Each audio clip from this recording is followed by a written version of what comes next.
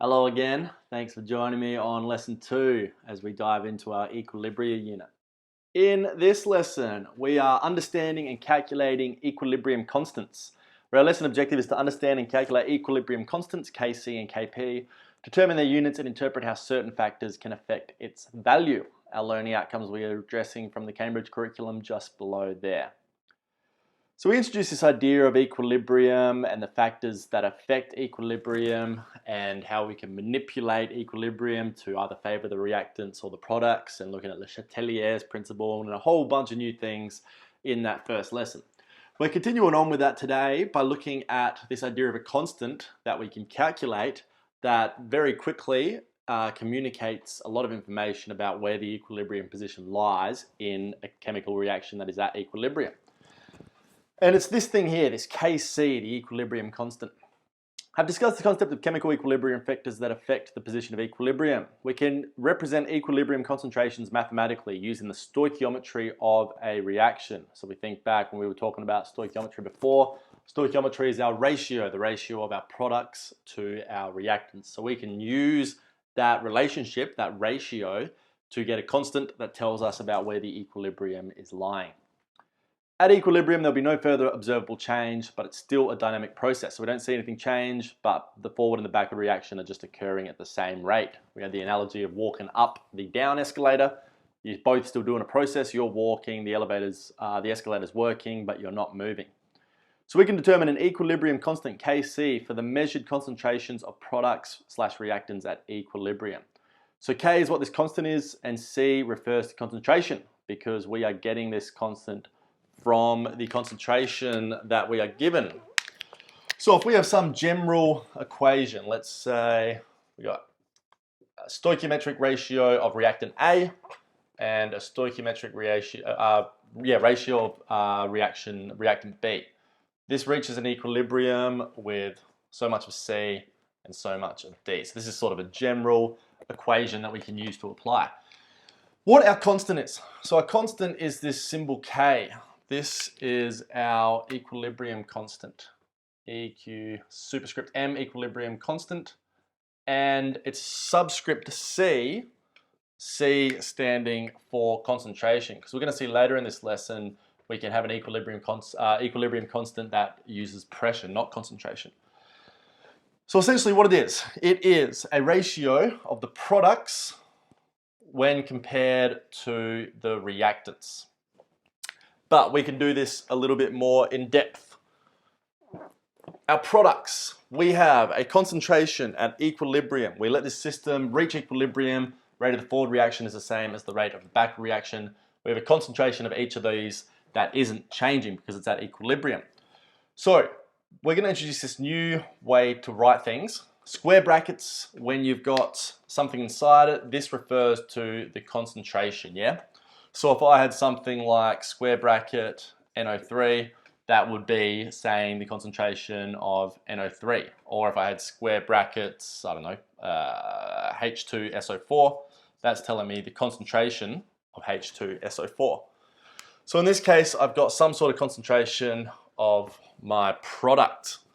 And then we've got to take into account this stoichiometric ratio, because there's so many molar equivalents for each of these. So when we're calculating the equilibrium constant, we put the concentration of species C to the power of its coefficient to take into account the stoichiometric relationship.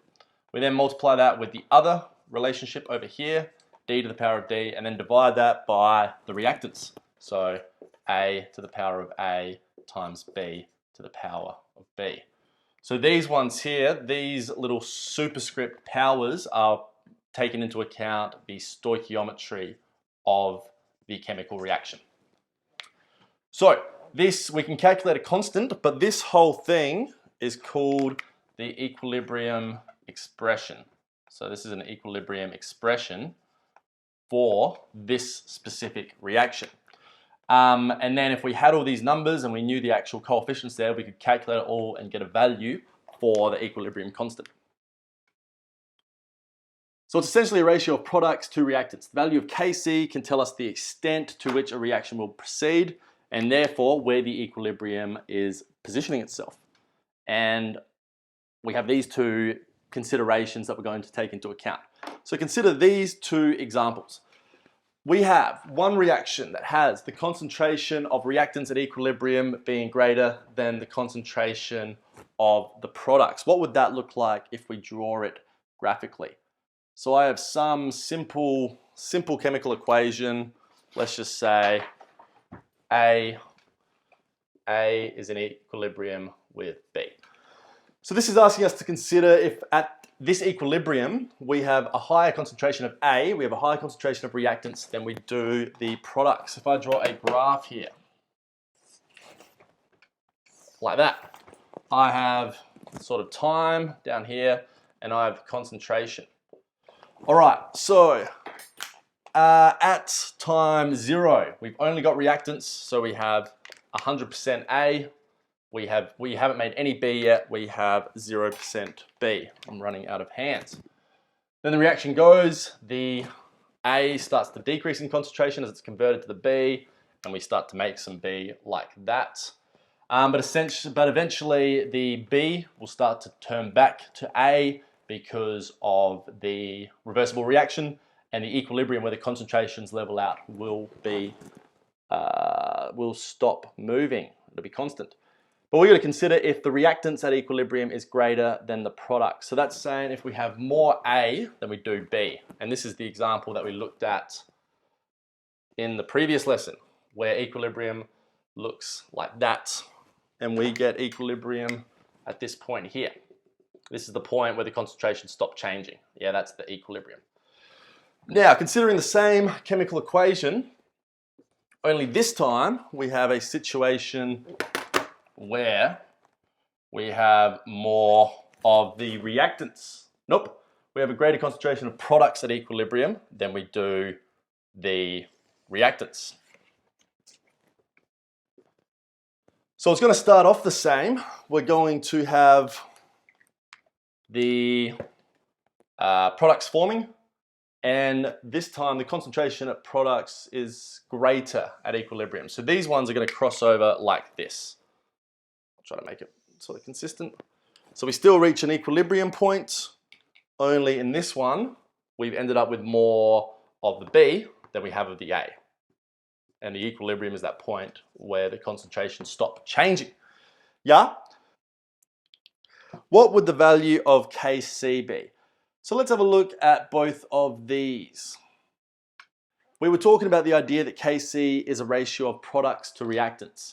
So if we just use some real simple year 7 type maths here, we can get some inferences about our Kc. So if I have the Kc as a ratio of the concentration of the products over the ratio of the concentration of the reactants. In this situation, the reactants is going to be a greater number than the products. Hopefully we can all agree with that based on this graph. We've got more reactants than products. So that means that here, my number on the bottom is going to be a bigger number than the number on the top. And if you think of any sorts of fraction, if you have a smaller number over a bigger number, it can be any two numbers. What you're going to end up with is if you have a smaller number on the top and a bigger number on the bottom, you're going to end up with a number that is less than 1, but greater than 0. Yeah? So this is going to equal something that is less than 1. Yeah? So it's going to be some sort of fraction or decimal between 0 and 1. That'll be my K in there. If we look at the other situation, where our Kc, when we've got more of the products than the reactants, so the Kc over here, again, we're looking at the concentration of the products over the concentration of the reactants. In this case, we have a big number over a small number.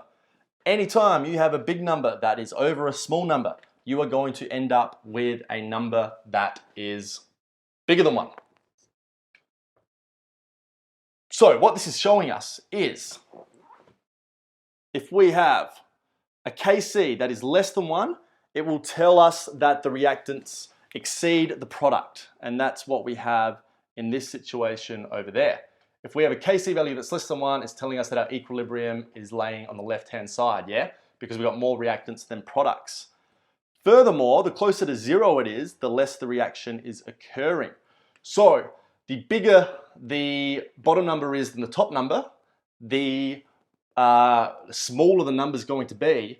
So the closer to 0 this number is, the littler it is, the further the equilibrium is to the left-hand side. Yeah, just because of the very basic things that we know about fractions. So the closer to 0, the less the reaction is occurring. Conversely, on the other side, we would have a Kc greater than 1, and this tells us that the product exceeds the reactants. And then the larger above 1 this is, the further the reaction is going to go to completion. And that's for the same reasons over here. If we have more products than we do reactants, we're going to have a bigger number on top, so it's always going to be greater than 1. And then the bigger that number is, the further, the more products we're going to have. So it's going to show us the equilibrium is shifting to the right. So that's why the equilibrium constants are so useful, because just by getting a single number, we can tell if we are favoring the reactant side or if we're favoring the product side. And then by looking at how close to 0 that number is or how large that number is, it tells us how little the reaction has occurred to the right-hand side or how much the reaction has occurred to the right-hand side. So it's quite an useful tool to be able to use. And that's where we get this equilibrium expression that I drew up just before. It is a relationship that links the equilibrium concentrations of reactants and products to Kc. So the equilibrium expression is this whole thing written out. The equilibrium constant is just the value for K that you will calculate from these numbers. Before we move on, let's just consider a situation. What if we've got less than 1, we've got greater than 1. What if we had K equal to 1? Let's think about that. To get a number equaling 1 in a fraction, it's got to be the number over itself, yeah? Whatever number it is, if you put it over itself, it's going to equal 1. So if we've got a K equal to 1, it's telling us that we've got equal concentration of products and reactants. Yeah, so the equilibrium is lying directly in the middle of it. Cool. Let's keep plugging along. All right, let's consider a few different types of reactions. Note that we ignore pure solids in equilibrium expressions, as the solid's concentration will remain constant. So in our equilibrium expression, we have a concentration. However, if we have a pure solid, then you can't really change the pure solid's concentration, can you? Because it's an amount per volume, but a pure solid is just going to exist with the same amount per volume every single time. So you don't do it for solids. If you've got any solids in the equation, you ignore them. Let's do some examples and that will make sense. All right, a question. Your time to shine if you're so inclined to pause it and have a go at doing some equilibrium expressions and then check the answer. Write an equilibrium expression, Kc, for the following reactions. N2O4 going to 2NO2. Over to the whiteboard, make some space. So, in these types of questions, what do you want to do? You want to write out the equation first of all so we know what we're dealing with. We have N2O4 gas reaches an equilibrium with 2NO2 gas. Okay, we are asked to calculate a Kc. The Kc is a ratio of products to reactants. So our products goes on the top. It's also to do with concentration. So we're saying the concentration of NO2. However, for every one of these, we have 2 of those. So we're going to take in the stoichiometric relationship into account. So we put that to the power of 2, and then we divide that by the concentration of the reactants. Cool, these are both gases, so they're both going to be included in the expression. So that will be the equilibrium expression for that one. Let's have a look at another example where we've got this equation. Again, pause if you want to give it a crack yourself. In this situation, we have an ionic equation. Copper solid plus 2 silver ions reaches an equilibrium to get copper ions aqueous. This one was aqueous plus 2 silver solid. So straight away, we have 2 solid species in this equation. So neither of these are going to be included in our equilibrium expression because the solids aren't included. So we just look at our products. We've got copper 2+ ions. We've only got one of those. And then we put that over the reactants. We're going to have silver ions squared because we have two of them. That will be the equilibrium expression for that chemical equation. Time to look at some units. Units of our equilibrium constants. The equilibrium expression depends on how many reactants or products there are, so the units will depend on that too. So this can be a part that can be a little bit sort of not tricky, but maybe unintuitive, because unlike other, other calculations, we don't really have fixed units for the equilibrium constant. It's something you've got to work out each time. But the good news is it just uses very easy cancelling out rules. So we'll go through some examples and it will make perfect sense. All right, consider the equilibrium expression we used before. What would the units be? So we have this one here. Let's rewrite that expression. My expression is Kc equals concentration of NO2 squared over concentration of N2O4. So if we're going to work out units for this, we're going to consider what the concentration units are to begin with. So concentration is N over V. That's an equation we haven't seen for a little while now. So our N is in number of moles. Our volume is in decimeters cubed. So we can say that our concentration is moles per decimeter to the -3. Yeah? So the same way that we can work out the units by substituting them into the equation here, we can substitute the units over here, see what cancels out and see what we're left with. What do I mean by that? My units of concentration, we're going to have moles per decimeter -3, but this is squared. So this means that I'm multiplying the concentration together twice. So it's moles per decimeter cubed times moles per decimeter cubed, like so. Then it's over 1 mole per decimeter cubed for the bottom one.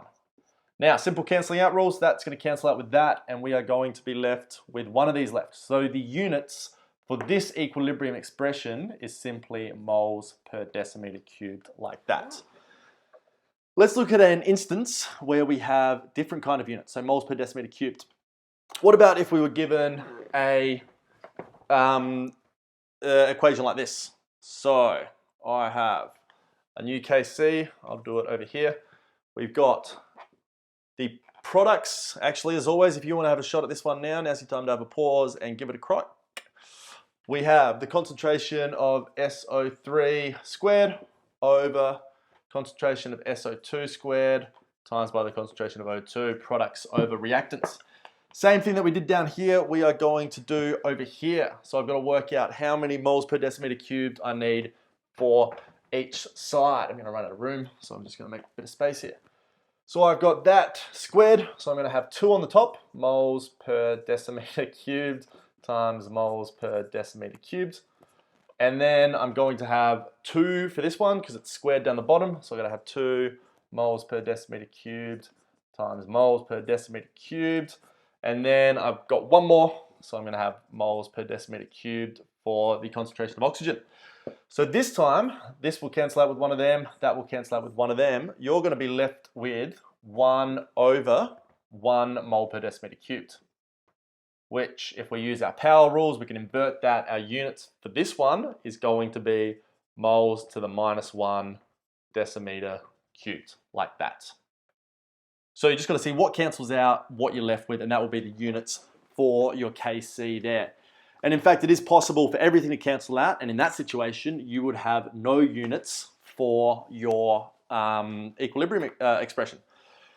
Right, let's do a question that puts it all together, and we are going to end up with an overall answer at the end.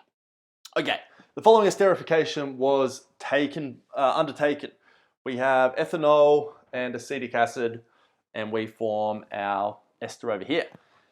At equilibrium, that much of the mixture contained that much ethanoic acid, that much ethanol, that much ethyl ethanoate, and that much water determine the Kc for this reaction. Pause now if you want to have a go. However, there are lots of steps here, so let's tackle this one together. All right, what I'm going to do first of all is I'm going to write out the equation that we're given. CH3, my ethanoic acid, liquid, my ethanol, that forms equilibrium, CH3, COO, C2H5, and then water. Okay, all right, before I write the equilibrium expression, what I'm going to do is I'm going to calculate the concentrations of each of these, because we're going to need the concentrations to plug into the expression. So we got 500 centimeters cubed of the mixture, and we got that much mole of each of those. So we know that C is equal to N over V. Our V is 500 centimeters cubed. We want that to be in decimeters cubed, so I've got to divide by 1,000, 0.5 decimeters cubed. All right, now I'm going to do C is equal to N over V for each of these to get the concentration of each. Get my calculator. The first one is the ethanoic acid. So I'm going to go 0.235 divided by 0.5, because remember we put our centimeters cubed in decimeters cubed. That gives me a concentration of 0.47 moles per decimeter cubed. I'm not going to write the units just to save some time. Then we're given the ethanol was 0.0350 of ethanol divided by 0.5. 0.07 moles per decimeter cubed. Then over here, my ethyl ethanoate, I got 0.182 divided by 0.5, 0.364, and then my water is also 0.182 divided by 0.5, and that's 0.364 as well. That was going to be the same thing. I didn't have to punch that in my calculator a second time. All right, now that the fun part's done, let's do the even funner part. Let's write the equilibrium expression. Kc is equal to the concentration of my products. So CH3, COO, C2H5, and the concentration of water, like that, divided by the concentration of the reactants. So I got the concentration of my acetic acid and the concentration of my ethanol. Excellent. All right, so that's the equilibrium expression. Now we've got to punch in all these numbers to calculate the equilibrium constant. So concentration there is 0.364 times by 0.364, or 0.364 squared, divided by 0.47 times by 0.07. Now we don't have any powers because this is just a 1 to 1 to 1 to 1 ratio. However, if we did have coefficients there, we would have had to include them, but we don't have to do that. So now I can punch all this into our friendly calculator. 0.364 times 0.364 divided by 0.47, 0.07. Oh no, what have I done?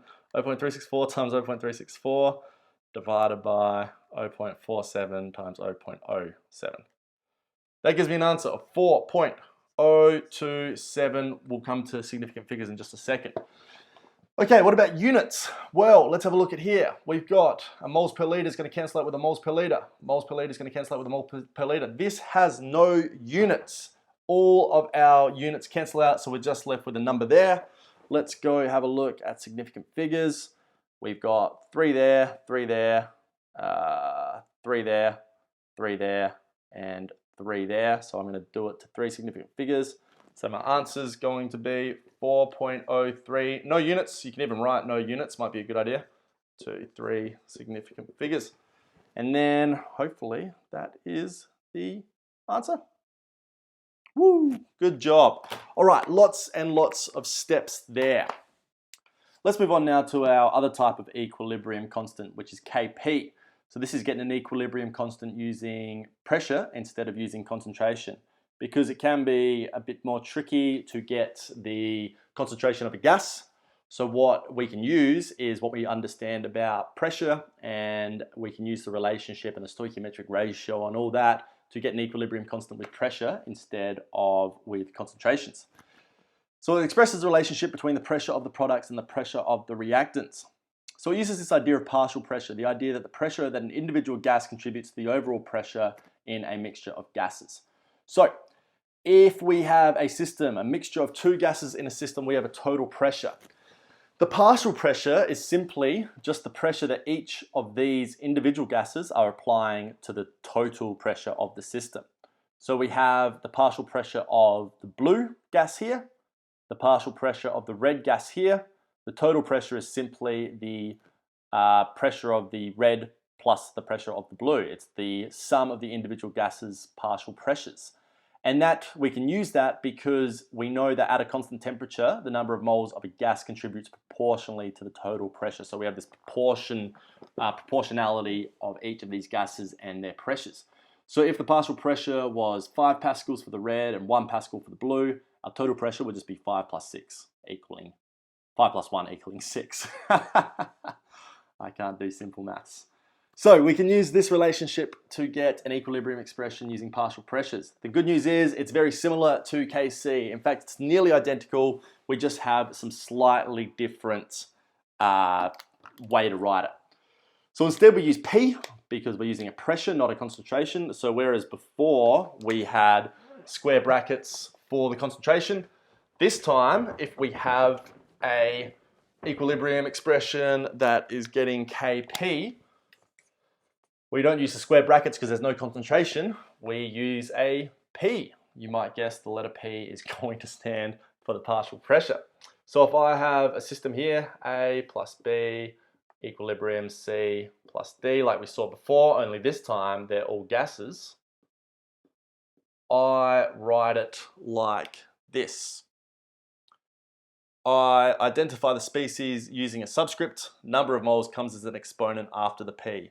So it's still products over reactants. So we have the products on top and the reactants below.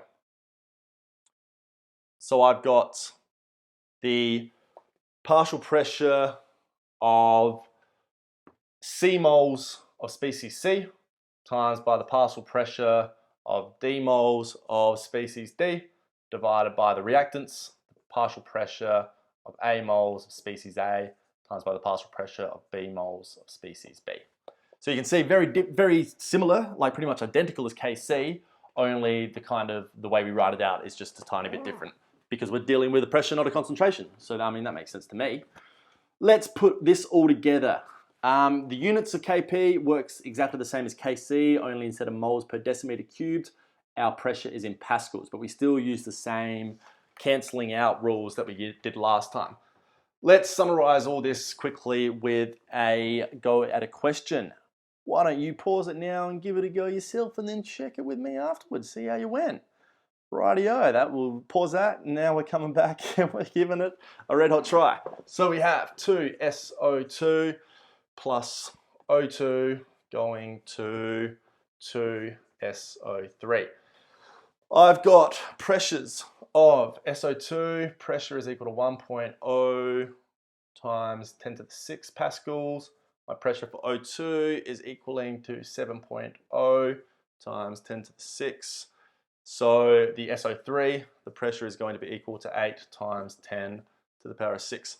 So this is just saying before that the sum of the individual partial pressures is going to be equal to the total pressure. 1 plus 7 equals 8. Yep. Okay, let's do an equilibrium expression for Kp. We got the partial pressure of our reactants. So we got 2 molar equivalents, so that's squared. And we're saying that this is our SO3. And we're dividing that by the partial pressure of our squared SO2 times by the partial pressure of just the oxygen. We're going to have to write to the power of 1 just like that. Now we simply plug in all of our numbers.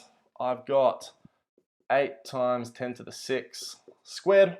Then I divide that by SO2, which is 1.0 times 10 to the 6 squared times by 7.0 times 10 to the 6. That's not squared at all, just one of those. Right, so we've got the correct numbers in there. We've got our equilibrium expression. Let's put all of this into the calculator. So I've got 8 times 10 to the 6 times 8 times 10 to the 6 because it's squared. And then I got to divide that by 1 times 10 to the 6 times 1 times 10 to the 6 because it's squared. And then I got to times that by 7 times 10 to the 6. Cool. That gives me an answer of 9. Now this hasn't done it in scientific notation, so I'm going to count 1, 2, 3, 4, 5, 6. 9.142 times 10 to the minus 6. What are the units this time? Well, let's have a look. We've got pascals times pascals, because we've got 2 of them on the top, divided by pascals times pascals for those 2, times by another pascals.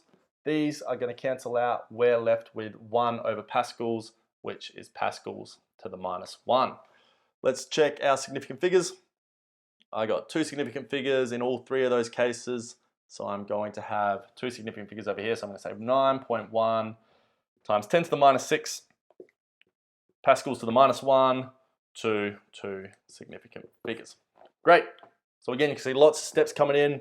We've got to write the expression. We've got to calculate the expression to get the actual value, and then we've got to work out the units, and we end up with an answer that hopefully corresponds to that. There, you beauty.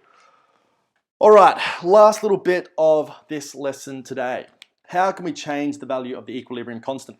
We discussed ways that we can shift equilibrium in the previous lesson, Le Chatelier's principle and temperature, concentration, and pressure. So we're going to look at which one of those is going to change the value of our equilibrium constant.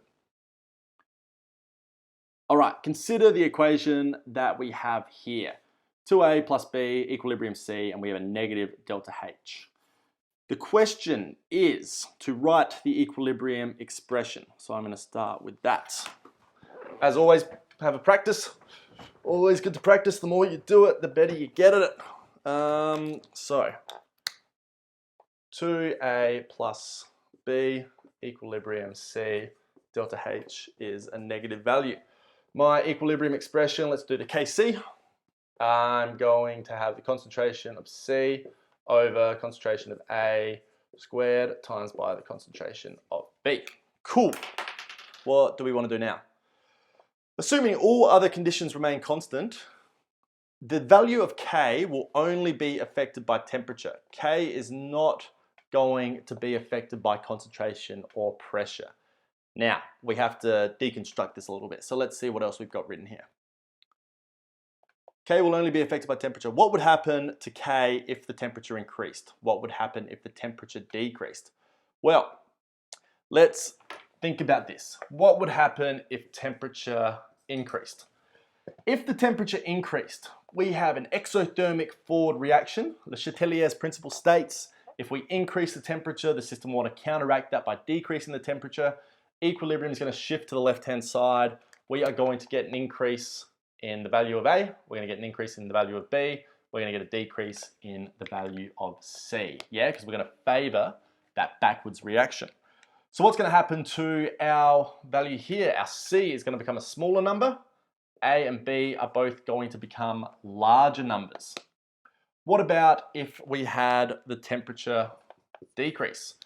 Well, Le Chatelier's principle states that we want to counteract that change. It's going to favor the exothermic reaction to increase the temperature.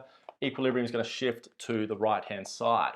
So what we're going to see is if we have a temperature decrease, we're going to increase the concentration of C, we're going to decrease B, and we're going to decrease A. So in this instance, we are going to get a Kc where our C is larger.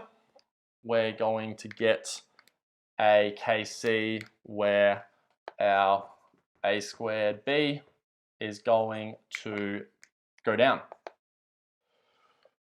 Consequently, K will be changed by temperature. However, K will not be changed when concentration or pressure is altered. Let's think about this. Although the initial concentration of one side is altered, Le Chatelier's principle states that the system will counteract the change. So in this case, it leads to the ratio of products and the reactants remaining constant. Let me write my equation again. 2a plus b equilibrium C. So let's say that we were to increase the concentration of one of our products. Our equilibrium expression would look like this. A squared times B. So if we were to increase C, we're essentially increasing the concentration of the top one there, yeah? So this would make the Kc become a bigger number. So essentially the Kc would go up. However, that's not entirely correct because this is a measure of equilibrium. So, I mean, If you increase the concentration of C, you're no longer at equilibrium. But let's just go with it anyway. What would happen is a new equilibrium would be obtained because the system is going to counteract this increase in the products by subsequently decreasing the products, isn't it? Le Chatelier's principle states that the system is going to counteract that change. So initially the Kc value would go up, but then as the new equilibrium is obtained and the concentration goes down again to restore that balance, the Kc is going to return to the original value that it had to begin with. So although the initial concentration of the one side is altered, the system will counteract that change and you will end up with the same ratio of products to reactants. So our equilibrium constant is only changed by temperature. That's the only value that will affect it. Then we've also got our catalysts. However, the catalyst will not affect K. As we said in the last lesson, the catalyst doesn't actually affect the equilibrium at all. It just reaches the equilibrium quicker. So the catalyst isn't going to affect it. And we finished our second lesson on our Equilibria unit. Well done. What have we done? We've stated whether changes in temperature, concentration, or pressure, or the presence of a catalyst affect the value of the equilibrium constant for a reaction. Deduced expressions for equilibrium constants in terms of concentrations, Kc, and partial pressures, Kp.